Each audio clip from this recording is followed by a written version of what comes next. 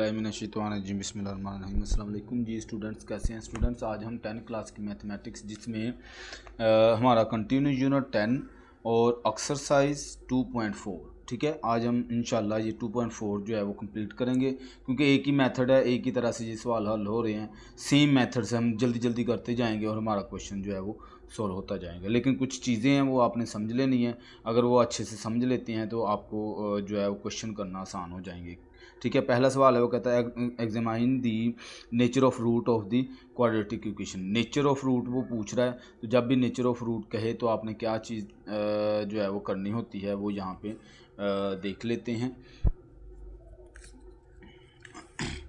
तो ये इसके ना कुछ रूल्स हैं जो आपने अपने जहन में रखने हैं, अदरवाइज़ आपको क्वेश्चन जो है वो खैर आप कर तो लेंगे, लेकिन एंड पे ये चीज़ लिखना लाजमी है कि ये जो है रियल है या रैशनल है या इमेजिनरी है। देखें ये चीज़ समझना भी ज़रूरी है, इसलिए कि यहाँ पे देखें हमारे पास ये जो है ना आगे क्वेश्चन नंबर जो 2 है, इसमें उसने ना ये हमें इक्वेशन देने के बाद उसने कहा हुआ है कि ये वाली जो इक्वेशन है इसके जो रूट है वो रियल एंड अनइक्वल है। तो अगर आपको ये चीज़ नहीं पता होगी तो आप इसको किस तरह से सोल्व करेंगे और फिर टी की वैल्यू कैसे निकालेंगे, तो ये मुश्किल हो जाता है, ठीक है। तो इसलिए ये चीज़ समझना बहुत ज़रूरी है, ठीक है। तो ये समझ लीजिएगा, अगर आपको पहले ही समझ है तो वीडियो आगे कर सकते हैं, ठीक है। तो यहाँ पे पहला जो हमारे पास है वो ये कह रहा है कि अगर बी स्केयर, बल्कि नेचर ऑफ रूट का थोड़ा सा मैं बता दूं आपको इससे पहले कि यहाँ पे देखें वो चीज़ कह रहा है कि nature of root of the quadratic equation. जी, तो हम क्या करते हैं इसमें देखें, इसकी ये चीज़ एक्सप्लेनेशन की हुई है कि the expression b square minus 4ac, ये डिस्क्रिमिनेंट हम फिर फाइंड करते हैं। जब हमें नेचर ऑफ रूट कहता है ना तो हम डिस्क्रिमिनेंट फाइंड करते हैं, उसके लिए ये फार्मूला होता है, ठीक है। तो इसमें से ये चीज़ निकालते हैं, बी स्केयर माइनस 4ac, ये याद रखना है। कहता है under the radical sign in quadratic formula is called the discriminant. Discriminant को शॉर्ट फॉर्म में DISC, डिस्क टाइप, यानी इस तरह से हम पढ़ सकते हैं, of the equation ax square bx 0। It determine the nature of character of the root of the equation. तो नेचर ऑफ करेक्टर के लिए, यानी ये नेचर ऑफ रूट के लिए जो चीज़ हम यूज़ करते हैं उसको डिस्क्रिमिनेंट कहते हैं, ठीक है। इसको शॉर्ट फॉर्म में हम इस तरह से लिखेंगे और इसका जो फार्मूला होगा वो बी स्केयर माइनस 4ac। यानी पेपर में आप किस तरह से याद रखेंगे कि वहाँ पे उसने कहा होगा नेचर ऑफ रूट फाइंड करें, तो आपने ये वाला फार्मूला डिस्क्रिमिनेंट का लगाना है। यहाँ पे देखिए मैंने आपको ये चीज़ बताई है, तो ये लगा के आपने इसको सोल्व करना शुरू कर देना, ठीक है। बी की वैल्यू ए की वैल्यू, यानी इक्वेशन हमारे पास होगी, जैसे ये इक्वेशन है इसमें ए की वैल्यू इधर जो भी होगी बी की वैल्यू और सी की, वो पुट करेंगे, सवाल सोल्व। बड़ा आसान आप लोग इसको करेंगे। लेकिन ये जो मैं नीचे आपको बता रहा हूँ ये रूल है, ये पढ़ना लाजमी है। इसके जो रिज़ल्ट आते हैं, जो जवाब आते हैं, वो कैसे हमारे पास आएंगे, तो उसको कैसे लिखेंगे हम। देखें बी स्केयर माइनस 4ac कहता है जब इसको आप सोल्व करते हैं तो वो ग्रेटर आ जाता है 0 से। देखें ये जो हमारे पास ये वाला साइन होता है ना, ओपन साइड जिस साइड पे होती है ना वो रकम बड़ी होती है, ठीक है, और जो क्लोज साइड जिस साइड पे होती है वो छोटी होती है, ये याद रखिएगा। तो यहाँ पे वो कह रहा है कि अगर मेरे पास 0 से बड़ी कोई आंस आ जाता है, 0 से बड़ा आंस कौन सा हो सकता है, 1 2 3 4, ये नंबर बड़े हो सकते हैं। And is a perfect square, और इसने शर्त रख दी, और परफेक्ट स्केयर, परफेक्ट स्केयर क्या होते हैं, परफेक्ट स्केयर जैसे मैं आपको बताऊँ, जैसे 4 है, 4 परफेक्ट स्केयर किसका है, 2 का परफेक्ट स्केयर है, ठीक है। यानी वो नंबर जो सेम नंबर को मल्टीप्लाई करने से हासिल होते हैं, जैसे 9 9 81 आता है, 81 है ना, अगर आंस आ जाता है, वो कहता है अगर आपको इसको सोल्व किया और उसका जो आंस है वो 0 से बड़ा होता है या फिर परफेक्ट स्केयर होता है, यानी 81 आ जाए या 36 आ जाए, वो नंबर जिसका कंप्लीट स्केयर बनता है, तो क्या होता है, then the root are rational real and the unequal. वो कहता है रैशनल नंबर होगा या फिर अनइक्वल होगा। आपने एंड पे, यानी इसका मतलब बहुत बड़ा नहीं है, जब आप सवाल सोल्व कर रहे होंगे तो एंड पे आप ये लिख देंगे रैशनल या फिर अनइक्वल, ठीक है, ये चीज़ स्टेटमेंट दे देंगे। आगे फिर वो कहते हैं आपने सोल्व किया, इस दफ़ा फिर 0 से बड़ी रकम आ रही है, वो कहता है greater than 0 and is not a perfect square. लेकिन इधर ये कह रहा है परफेक्ट स्केयर ना हो, यानी 1 आ जाए, 2 आ जाए, 3 आ जाए, 4 नहीं 5 आ जाए, 6 आ जाए, 7 आ जाए, 8 आ जाए, 9 भी नहीं है क्योंकि 9 परफेक्ट स्केयर है।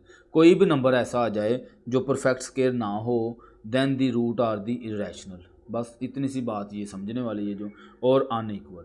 ठीक है, आगे कहता है अगर आपने सवाल सोल्व किया और इसका जवाब जो है वो ज़ीरो के बराबर आ जाता है, then the root are real and equal.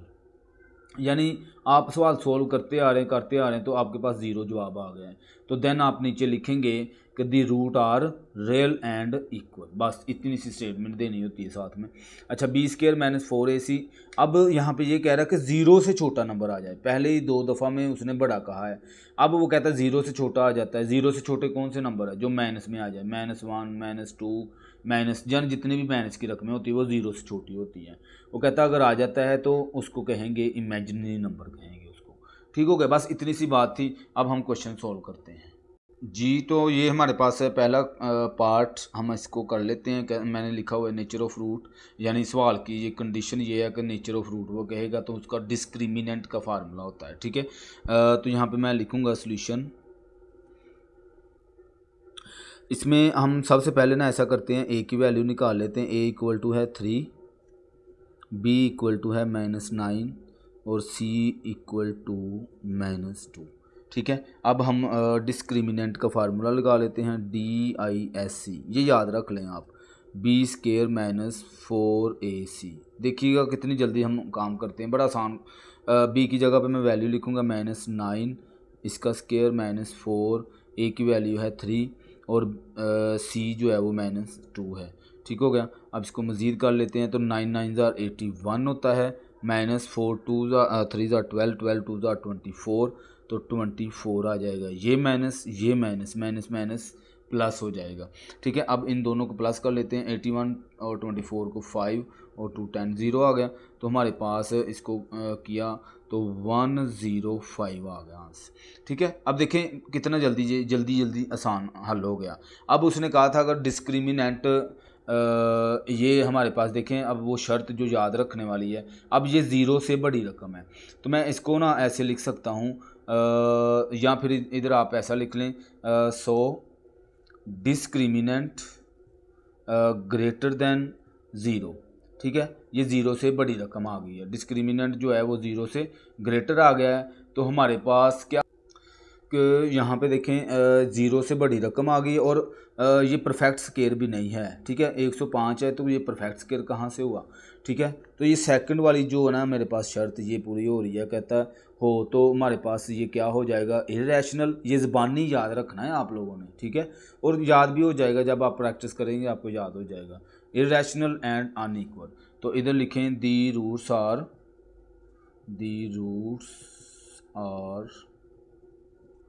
Rational, irrational and unequal. ठीक हो गया, तो इस तरह से हमारे पास जो है ये सवाल सॉल्व हो जाता है जी। तो आगे हमारे पास सेकंड पार्ट, हमने सवाल लिखा और इसकी ए बी और सी वैल्यू लिख ली। लिखने के बाद डिस्क्रिमिनेंट का फार्मूला लिखा और इसमें जो है वैल्यूज़ पुट कर ली। बी मेरे पास है 6 का स्केयर -4, ए जो है 1 है और सी 9 है। ठीक है, बस वैल्यूज़ हमने लिखना, कुछ भी नहीं बड़ा करना है। इसका स्केयर निकालेंगे तो 36 माइनस 9 4 ज़ार 36 आ गया। ठीक है, अब देखें ये माइनस का है और ये प्लस का, देखें दोनों कट हो गए, ज़ीरो आ गया। अब ज़ीरो आ गया है। डिस्क्रिमिनेंट देखें, यहाँ पे जो डिस्क्रिमिनेंट है वो इक्वल टू ज़ीरो आ गया है। So the roots are equal and real. ठीक है, इधर लिख लें the roots are equal and real. बस ये स्टेटमेंट दे देंगे जी। तो इसका थर्ड पार्ट कर लेते हैं। इसमें देखिए मैंने ये वैल्यूज़ लिख ली हैं और डिस्क्रिमिनेंट का जो फार्मूला है बी स्केयर -4AC वो लिख लिया और इसमें वैल्यूज़ पुट करूँगा मैं। 4 का स्केयर -4, ए जो है वो 2 और सी 5। ठीक है, 4 4 ज़ार 16 माइनस 4 2 ज़ार 8, 8 5 ज़ार 40।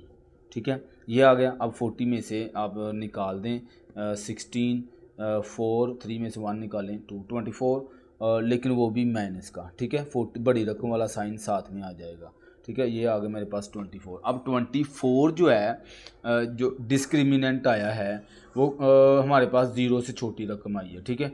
मैं इधर ऐसे करके इसको बता सकता हूँ कि ये लेस देन 0 है। जब लेस देन 0 आती है तो हमारे पास इमेजिनरी दी, इधर लिखें दी रूट्स और इमेजिनरी, ठीक है।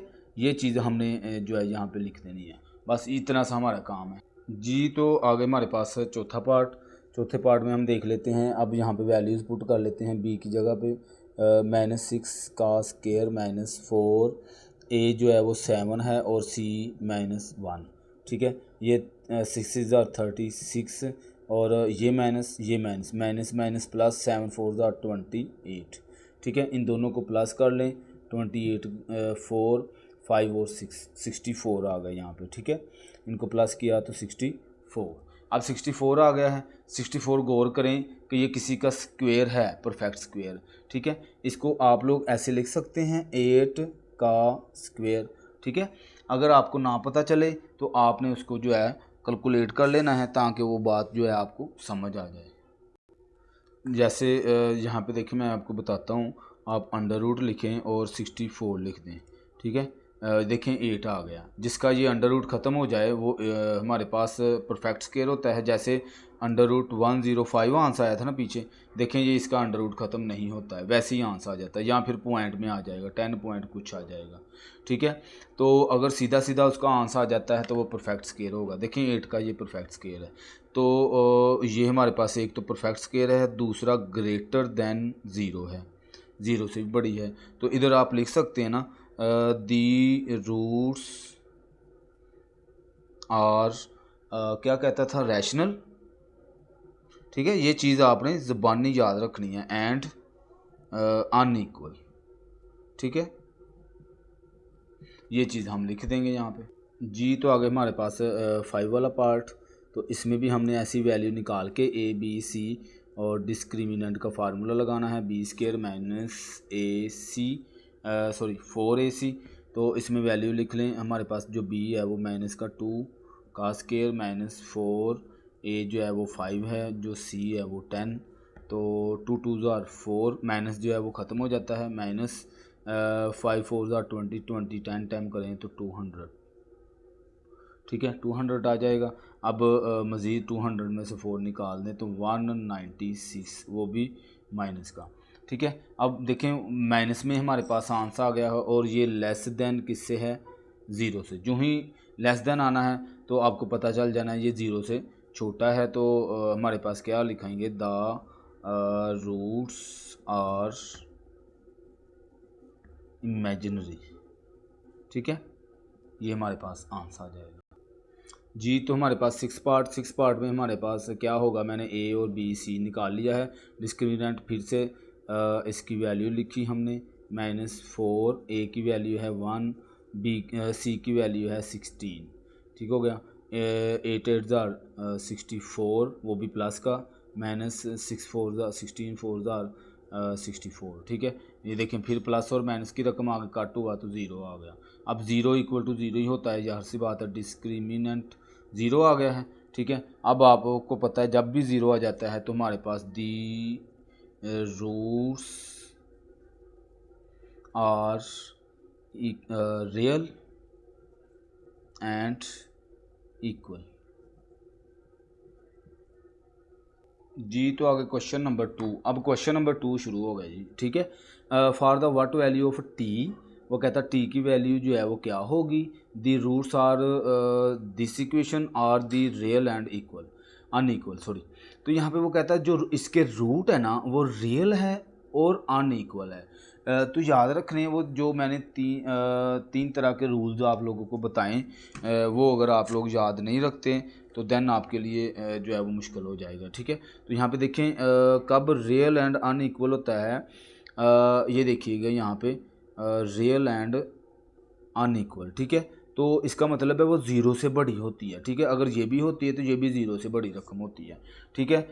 तो ये चीज़ हमें पता चल गई कि रियल इसमें हमारे पास जो है वो क्या होगा। तो हमारे पास इक्वेशन ये है। तो इसके मुताबिक हम ये देखें, roots are real and unequal. इधर आप लिख सकते हैं the roots are real and unequal. So जो हमारे पास डिस्क्रिमिनेंट है वो क्या होगा, ग्रेटर देन 0। ये इम्पोर्टेंट चीज़ है जो आप लोगों ने स्टेटमेंट देनी है और लिखना है यहाँ पे, ठीक है। अब डिस्क्रिमिनेंट क्या है, b का square minus 4ac greater than 0। ये चीज़ लिखनी बहुत ज़रूरी है, ये मैं इसलिए आपको बार बार कह रहा हूँ। अब इसमें से वैल्यू हमें पता है कि a इक्वल टू 3 है, b इक्वल टू 1 है, यहाँ पे देखें कुछ नहीं है तो 1 है, और जो हमारे पास c है वो 9t है। ये याद रखनी है बात यहाँ पे। वैसे मुझे चाहिए था वो चीज़ मैं पहले लिख लेता यहाँ पे, ठीक है। लेकिन अब चूँकि आगे क्या लिखूँ मैं, तो डायरेक्ट लिख लेते हैं। b की वैल्यू देखें यहाँ पे 1 है, तो 1 का स्क्वायर माइनस 4, जो a है वो इधर जो x के स्क्वायर के साथ होती है वो a होता है, तो यहाँ पे 3, और जो c है वो ये 90 कंप्लीट 19 आएगा, ठीक है, 9t और ग्रेटर देन 0, ये चीज़ हम लिख देंगे। अब इसको सिंप्लीफाई कर लेते हैं, 1 तो 1 ही रहा, ये मल्टीप्लाई हो जाएगा तीनों रकमें, 4 3 12, 12 9 टाइम हम कर लेते हैं। यहाँ पे देखें 12 9 टाइम 108, ठीक है, माइनस 108t, और ये जो है वैसे का वैसा। जी तो मैं इधर ही थोड़ा सा बता देता हूँ, क्योंकि फिर आगे जाऊँगा पेज पे, वो पेज पे मसला हो जाता है कि ये 1 उठा के इसके पास ले जाएं, माइनस 108 इधर ही रहा, और ग्रेटर देन 0 की जगह पे मैं 1 को उधर ले गया, 1 मेरा इधर प्लस का था, सॉरी इधर आके दूसरी साइड पे जाके माइनस का हो गया, ठीक हो गया। अब देखिए t के साथ इधर माइनस की 108 है, इसको उठा के दूसरी साइड पे ले जाएंगे तो t इधर ही, और इधर आके ये माइनस का 1/108 आ जाएगा, ठीक है। और हमें सबको ही पता है, देखिए 10th क्लास है तो इसमें बेसिक चीज़ें सबको ही पता होती है। खैर मैंने 9th क्लास में भी आप लोगों को सिखाई हुई है, ठीक है। जब भी माइनस की रकम दूसरी साइड पे जाती है और डिवाइड होती है, ये भी चीज़ है, डिवाइड होती है, तो हमारे पास ये जो हमारे पास साइन होता है ना, जो इन इक्वलिटी में जो साइन होता है वो चेंज हो जाता है। अगर इस साइड पर इसकी पोजीशन है तो पोजीशन चेंज हो जाती है, ठीक है। हमने 5.1 में सीखा, 2 में भी सीखा, ये चीज़ मैंने बताई थी। अब 0 1 माइनस से माइनस कट हो जाएगा, तो लास्ट पे t equal t less than 1/108 आ जाएगा। तो इस तरह से हमारे पास क्वेश्चन सॉल्व। जी तो आगे क्वेश्चन नंबर 3। क्वेश्चन नंबर 3 में कहता है if the quadratic equation this has equal. अब ये इक्वेशन इक्वल है, इक्वल एंड रियल, इसका मतलब है मैं इसको यहाँ पे लिखूँगा कि अगर इसके रूट है वो इक्वल है तो देन हम क्या फाइंड करेंगे, p की वैल्यू। तो यहाँ पे लिख लें the roots are equal. So क्या करेंगे, डिस्क्रिमिनेंट इक्वल है इक्वल टू 0। सिंपल सी बात है, ये चीज़ बात समझनी है। तो b square minus 4ac equal to 0। इसमें से जो a है वो इक्वल टू 16, जो b है वो 7p, और जो c है वो मेरे पास है 49, ठीक हो गया। अब इसको पुट कर लेते हैं, b मेरे पास देखें यहाँ पे है 7p, तो 7p का स्क्वायर माइनस 4, जो a है वो मेरे पास 16 है, और जो c है वो 49 है, 49 इक्वल टू 0, ठीक हो गया। वैल्यूज पुट करने के बाद यही काम है, 7 7 49 p स्क्वायर माइनस, अब इसको मल्टीप्लाई देखें बड़ी रकमें आ गई हैं तो कैलकुलेटर यूज़ कर लें, 4 × 16 × 49, ठीक है। तो हमारे पास आ जाएगा 31 36, इधर से 31 36 इक्वल टू 0, ठीक है। अब हमने चूंकि p की वैल्यू निकालनी है तो हमें पता है अगर इस तरह की इक्वेशन आ जाए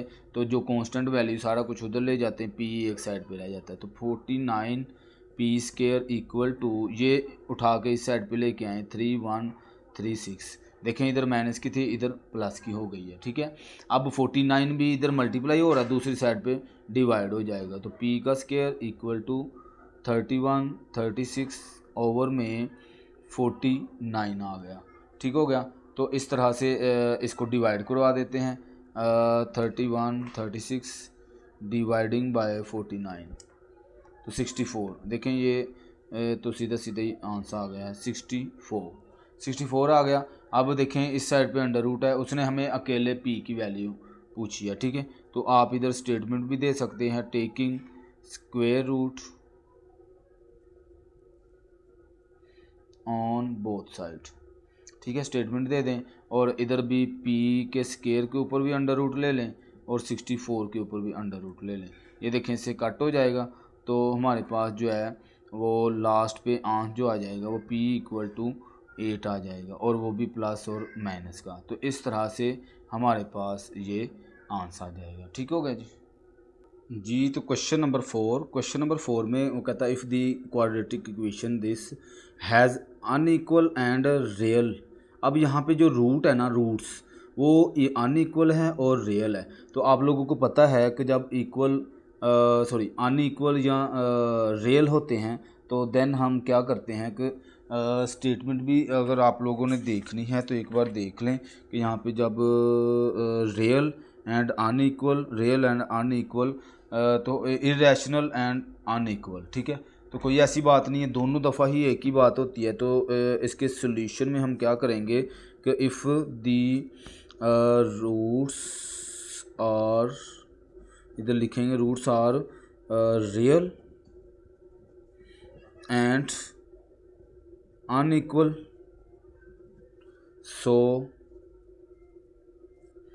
डिस्क्रिमिनेंट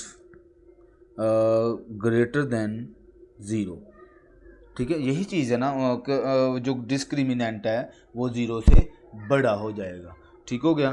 तो अब हम सीधा सीधा जो है इसको सोल्व कर लेते हैं कि b का square minus 4ac equal to, equal to लगा दिया ये 0, ठीक है। अब इधर से जो वैल्यू है मैं लिख लेता हूँ, a इक्वल टू है 4, b इक्वल टू 8 और c इक्वल टू अकेला q।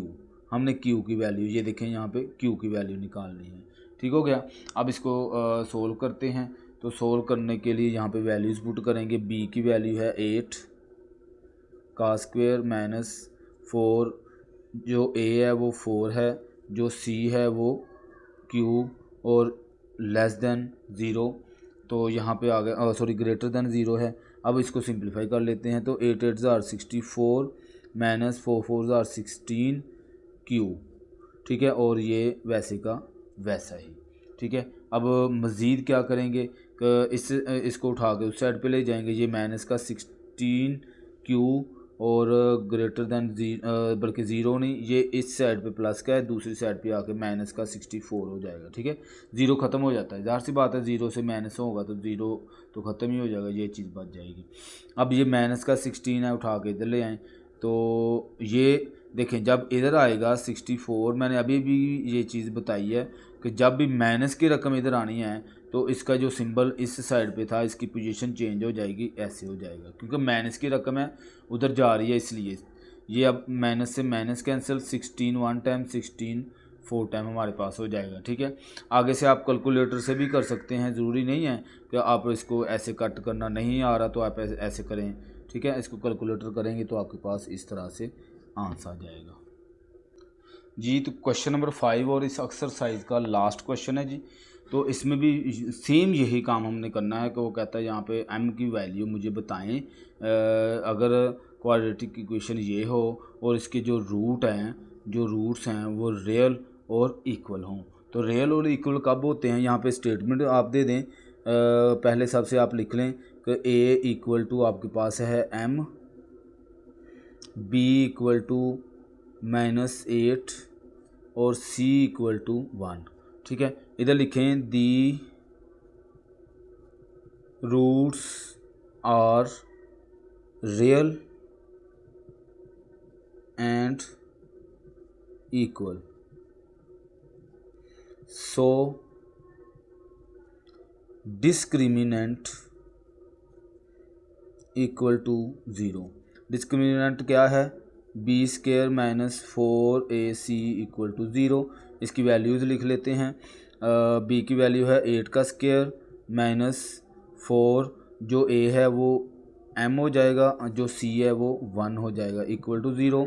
ठीक है, तो यहाँ पे 8 8 64 हो जाएगा, 64 माइनस 4m और इक्वल टू में 0। ठीक है, इसको इधर ही सोल्व कर लेते हैं। 64 दूसरी साइड पे चला जाएगा, ये माइनस का 4m इक्वल टू 64 भी इधर आके माइनस का हो गया। देखें इधर प्लस का है तो दूसरी साइड पे जाके माइनस का हो जाता होता है। ठीक हो गया। अब हम जो है 4 को इस साइड पे डिवाइड करवा देंगे, m इक्वल टू माइनस 64 और ओवर में माइनस 4। ये देखिए माइनस से माइनस कैंसिल, 4 1 4 4 16 टाइम 64 होता है। ठीक है, तो m इक्वल टू 16, तो यही उसने आंसर मांगा था। तो इस तरह से हमारे पास क्वेश्चन भी सॉल्व, एक्सरसाइज कंप्लीट हो गई। बहुत शुक्रिया, अल्लाह हाफिज़।